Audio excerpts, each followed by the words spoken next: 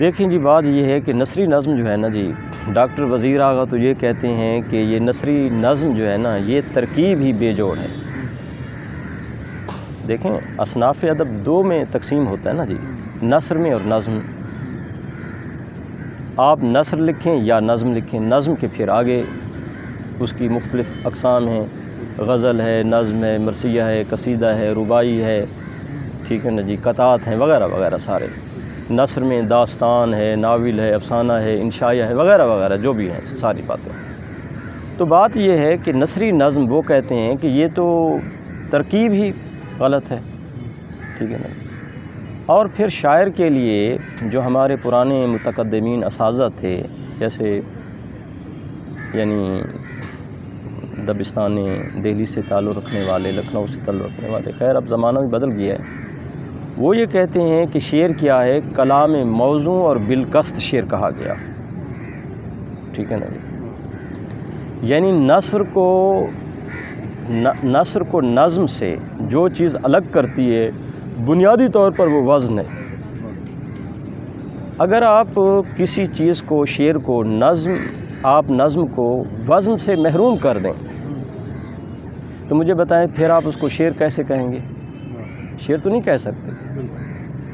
تو لہٰذا میں یہ سمجھتا ہوں کہ یہ بھی ایک کنفیوزڈ ایک اصطلاح ہے۔ آپ اس کو نثر، بھئی آپ آزاد نظم لکھ لیں۔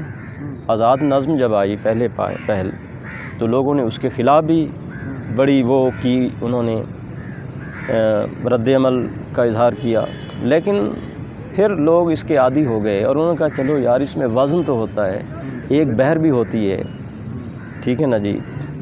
چلو یہ اور بات ہے کہ اس میں قافیہ ردیف نہیں ہے، شاعر اپنی مرضی سے مصرع چھوٹا بڑا وہ اپنے جیسے وہ سوچتا ہے وہ ہوتا رہتا ہے جناب۔ اس طرح اس کو ایک تخلیقی تجربے کی یا بات کہنے کی ایک آزادی مل جاتی ہے، وہ بات بڑی بآسانی کہہ جاتا ہے۔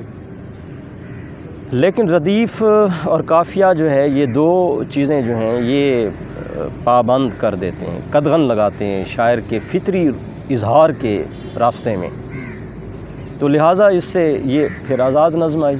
اب نثری نظم جو ہے کہ جس میں نہ ردیف قافیہ تو ویسے وزن بھی نہیں ہے، یہ نہیں ہے کہ مختلف اوزان ہیں کہ پہلے مصرے میں کہ اور دوسرے، نہ ہے ہی نہیں بالکل۔ وہ کہتے ہیں کہ جناب اس کے آہنگ میں وزن ہوتا ہے، یہ بات میری سمجھ سے باہر ہے۔ بھئی آہنگ تو وزن سے ہی، لفظوں کی ترتیب اور تناسب سے ہی پیدا ہوتا ہے آہنگ، کہ دیکھیں نا جی، یعنی جب آوازوں کے تناسب میں، آوازوں میں جب تناسب پیدا ہو جاتا ہے تو وہ آہنگ ہے، یہی موسیقی ہے۔ تو شور کسے کہتے ہیں؟ یعنی جب آوازیں بے ہنگم ہو جاتی ہیں، بے ترتیب ہو جاتی ہیں تو اس کو شور کہتے ہیں ہم۔ تو لہٰذا وہ اب چاہے آپ رموز، علائم، تشبیہات اور یہ وہ ساری چیزیں لے آئیں، لیکن بات نہیں بنتی۔ بنیادی طور پر جو ہے وہ وزن ہے، ایک بحر کا انتخاب ہے۔ تو ظاہر ہے میری اب اس بات سے نثری نظم کہنے والے جو دوست ہیں شاید وہ ناراض بھی ہو جائیں، لیکن بات یہ ہے کہ آج بھی نثری نظم کہنے والے آپ کو کم ملیں گے، سننے والے بھی کم ملیں گے، کتابیں جو لکھی گئی ہیں وہ بھی کم ہیں، ٹھیک ہے نا جی۔ اور ہمارے سماج میں اس کو پذیرائی بھی نہیں مل سکی اتنی زیادہ جتنی باوزن یعنی شعر کہنے والے شاعر کو پذیرائی سوسائٹی دیتی ہے، ٹھیک ہے نا جی۔ تو میں یہ سمجھتا ہوں کہ نثری نظم جو ہے وہ ابھی ہمارے معاشرے میں اس کا کوئی چلن نہیں ہے کوئی خاص، ٹھیک ہے، ایک تخلیقی تجربہ تھا، کیا گیا، بہت سے نئے تجربات کیے جائیں گے ادب کے اندر، ہونے چاہیے، کیونکہ وقت کے ساتھ ساتھ لوگوں کا مزاج بدلتا ہے، تخلیق کی راہیں جہتیں بدلتی رہتی ہیں، لیکن اس تخلیقی تجربے کو پذیرائی ملتی ہے جو ادب کے دائمی اساسی اصولوں پر بنیاد جس کی ہو، اور اس کے دائمی اصولوں کو نظر انداز کر کے آپ کوئی اچھا کارنامہ تو سر انجام دے نہیں سکتے۔ نئے لکھنے والے جو ہیں سر، ان کے لیے کیا مشورہ ہے آپ کا؟ کیا مشورہ ہے؟ جو نئے ہمارے لکھنے والے ہیں ان کے لیے تو میں یہی میری گزارش ہے کہ وہ کلاسیکی ادب کو ضرور پڑھیں، کیونکہ آپ دیکھیے نا جی، اپنے ماضی کو بھلا کر آپ اپنے حال کا تعین نہیں کر سکتے، اور اپنے حال کو بھلا کر آپ مستقبل کا کوئی بہتر حل نہیں سوچ سکتے۔ دونوں چیزیں ضروری ہیں۔ یہ تو ہم نے اپنی تفہیم کے لیے وقت کو ماضی، حال، مستقبل میں ہم نے تقسیم کیا ہوا ہے، ورنہ وقت تو ایک لامتناہی، ایک جیسے وہ کہتے ہیں کہ ایک بہتا ہوا سمندر، ٹھیک ہے نا جی۔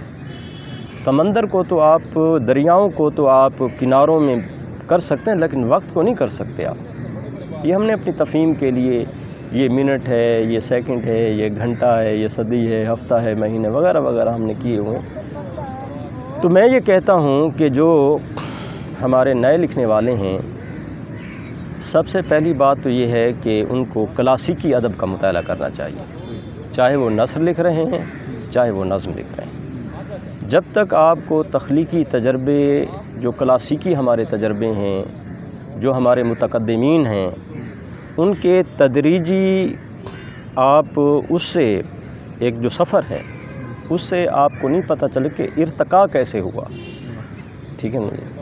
اور مختلف دبستان کے اندر پیرائے بیاں اور موضوعاتی جو تبدیلیاں آتی رہی ہیں، وہ کیسے آتی رہی ہیں، انہوں نے اپنے عہد میں اپنے عہد کی نمائندگی کیسے کی ہے، ٹھیک ہے نا جی۔ پھر اگر یعنی کہ دہلی کے لکھنے والے جو ہیں، ان میں اگر داخلیت کا عنصر زیادہ ہے، اور جو لکھنوی ہیں ان میں خارجیت زیادہ پائی جاتے، تو آخر کیوں؟ اس کے پیچھے کیا وہ وجوہات کیا ہیں؟ ان کا معاشی اور سیاسی ان کا ڈھانچہ کیا تھا؟ آخر کیوں ایسی صورتحال ہوئی ہے کہ میر جو ہے وہ رو رہا ہے اور سودا جو ہے وہ کہے لگا رہا ہے؟ جی، تو ایک تو میں یہ کہوں گا کہ جو ہمارا کلاسیکی ادب ہے اس کو پڑھنا چاہیے، ہم بھی ابھی تک پڑھ رہے ہیں جناب۔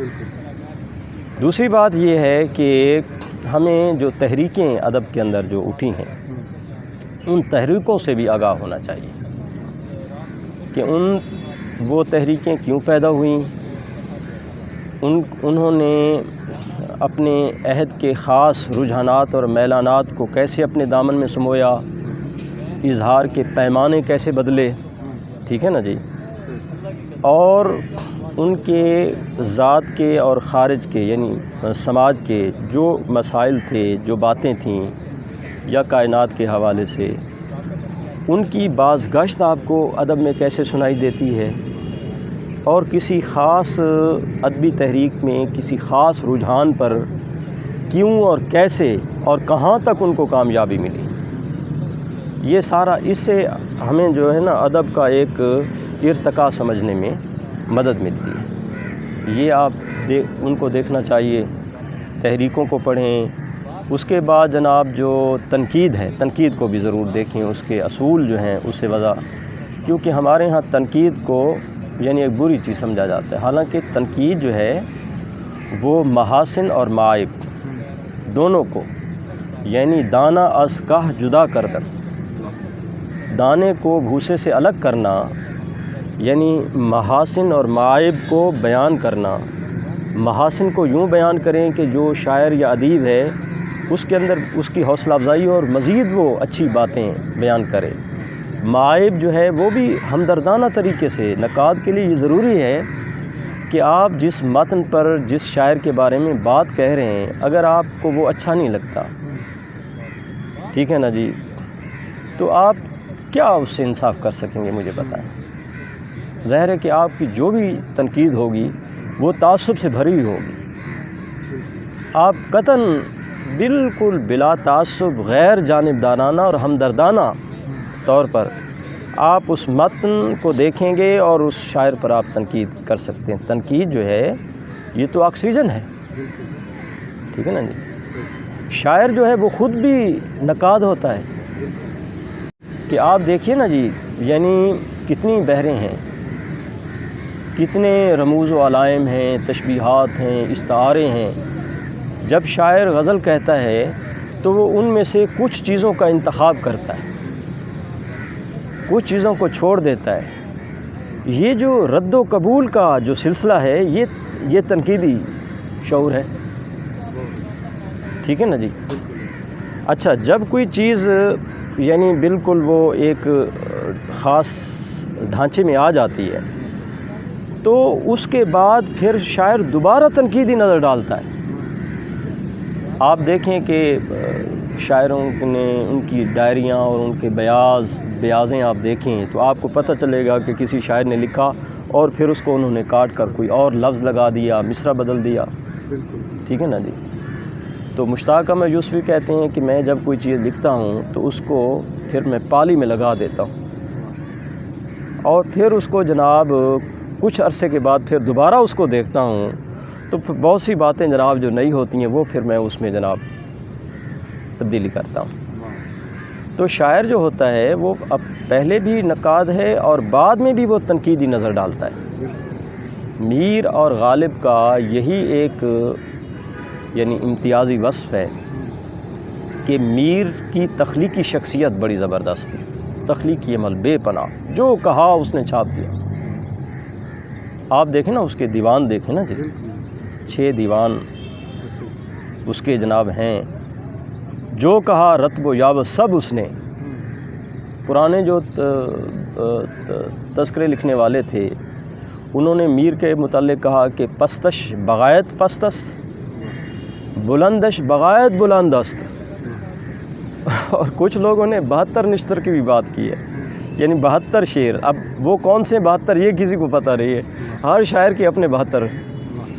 یعنی مراد یہ ہے کہ اچھا اس کے غالب کو آپ لے ہیں، اس کے مقابلے میں آپ دیکھیں کہ ایک چھوٹا سا دیوان اردو کلام جو ہے اس کا انتخاب جو چھپا، تو کیا غالب نے اتنا ہی کہا؟ نہیں، بہت کہا. اس نے لکھنے کے بعد پھر اس پر تنقیدی نظر ڈالی، بہت سا کلام اس نے ریجیکٹ کر دیا. یہ جو ہمارے نقاد بعد میں جو باقیات کی صورت میں اور نسخہ حمیدیہ میں بڑے ظالم ہیں کہ وہ پھر ساری شاعر کی ریجیکٹ کی ہوئی چیزوں کو دوبارہ چھاپ دیتے، حالانکہ شاعر نے ریجیکٹ کیے. ٹھیک ہے نا جی. انسان سیکھتا رہتا ہے، بچپن سے لڑکپن، جوانی، بڑھاپا. تو کیا جب ہم بڑھاپے میں آتے ہیں تو اپنی ذات سے اپنے بچپن اور لڑکپن یعنی جو ہمارا آموزش کا عہد ہوتا ہے ہم اس کو خارج تو نہیں کر سکتے، وہ تو انسان کی ذات کا حصہ ہے. تو مراد یہ ہے کہ مرزا غالب نے انتخاب کیا. کھلتا کسی پہ کیوں میرے دل کا معاملہ، شعروں کے انتخاب نے رسوا کیا مجھے. اس نے انتخاب کیا ہے. اب وہ انتخاب کیسے کیا ہے؟ تنقیدی شعور. یعنی غالب کا جو تنقیدی شعور تھا وہ میر سے زیادہ تھا. یہی وجہ ہے کہ آپ کو مرزا غالب کی شاعری میں استفہامیہ لب و لہجہ ملتا ہے. کیا، کیوں، کیسے. وہ خدا کے بارے میں، کائنات کے بارے میں، انسان کے بارے میں سوالات اٹھاتا ہے، انسان کو سوچنے سمجھنے پر مجبور کرتا ہے، انسان کی عقل اور شعور کو مہمیز کرتا ہے. ٹھیک ہے نا جی. تو یہ چیزیں جناب جو ہے نا تنقید کو بھی ہماری نئے لکھنے والے دوستوں کو پڑھنا چاہیے، معاصر ادب کو بھی پڑھیں. یعنی پڑھنا جو ہے ان کے لیے بہت ضروری ہے، کیونکہ پڑھنے سے جناب جو ہے نا جی ایک تو نئے لکھنے والے جو ہمارے متقدمین اور معاصرین میں جو تخلیق لکھ رہے ہیں ان کے سوچ کے مختلف پیرائے، اظہار کے پیمانے اور پھر جناب علائم، ان سے آگاہی بھی ہوگی، بات کہنے کا ایک ڈھنگ بھی آئے گا. اور پھر ظاہر ہے کہ ان کو پڑھنے کے بعد جب انسان پھر اس کی کوئی نقالی تو نہیں کر سکتا نا جی. آپ پھر دیکھیں یعنی فکر، تخیل، احساس، جذبہ، یہ ساری چیزیں پھر جب آپ کے اندر ایک نئی شیپ بدل کر، ٹھیک ہے نا جی، وہ پھر سامنے آتی ہیں. لینگویج جو ہوتی ہے وہ بھی آپ جناب مختلف اس میں سے کچھ چیزوں کو سلیکٹ کرتے ہیں. تو اس طرح جناب ایک نئی چیز حیات جو ہے اس کی بدل جاتی ہے. تو کائنات کا مطالعہ ہے، انسانوں کے جذبات، احساسات اور ان کی نفسیات کا مطالعہ ہے، ادب کا مطالعہ ہے، لسانیات کا مطالعہ جو ہے، مشاہدہ بھی، مطالعہ جو ہے نا جی وہ بھی ضروری ہے، اور مشاہدہ جو ہے آبزرویشن وہ بھی بہت ضروری ہے. کہ ایک عام آدمی جناب جو ہے نا وہ کسی راستے کو دیکھ کر گزر جاتا ہے، کوئی واقعہ ہو، اور جو شاعر ہوتا ہے وہ ٹھہر کر اس حادثے یا واقعے کے اس کے پس منظر میں جھانکتا ہے، اور ایک اندوہناک کیفیت یا کوئی تخلیقی لپک وہ وہاں سے لے کر چلا جاتا ہے. جیسے وہ کہتے ہیں نا کہ لوگ ٹھہرے نہیں حادثات دیکھ کر. تو لوگ تو سرسری تم جہان سے گزرے، ورنہ ہر ایک جہان دیگر تھا. تو جہان دیگر تک رسائی جو ہے وہ ایک سچا تخلیقار جو ہے نا وہ کرتا ہے. تو میں تو یہی کہتا ہوں کہ ان سارے معاملات کو ہمیں دیکھنا چاہیے، تبھی شاعر جو ہے نا جی اس کی تخلیق کے اندر ایک توانائی بھی پیدا ہو سکتی ہے، اور گہرائی بھی اس میں آئے گی، اور اس کی جو تخلیقی شعلگی ہے یا تجربہ ہے وہ بھی جناب جو ہے نا جی اپنے اندر ایک تاثیر رکھے گا، لوگوں کو اپنی طرف متوجہ کرنے کا. سر بہت شکریہ، آپ نے بہت شاندار گفتگو کی. سر آپ کی مہربانی. آپ سے ہم درخواست کریں گے کہ آپ ہمیں اپنے کلام سے بھی نوازیں. جی مہربانی جناب، شکریہ. ایک غزل میں جی آپ کی نظر کرتا ہوں.